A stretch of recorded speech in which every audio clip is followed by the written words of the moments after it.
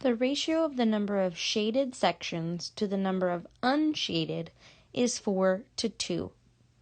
What is the value of the ratio of the number of shaded pieces to the number of unshaded pieces?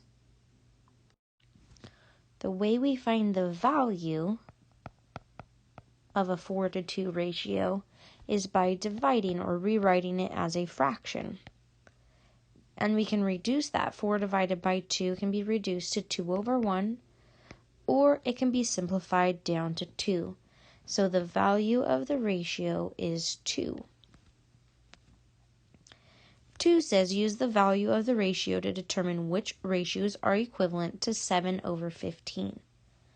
So this, or 7 to 15.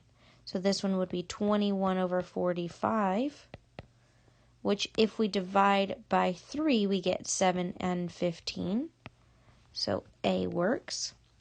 B, we have 14 over 45. You could take a 2 out of the top, but you can't take a 2 out of the bottom because it's not even. 14 doesn't go into 45. 3 doesn't work. And 5 doesn't work on the top.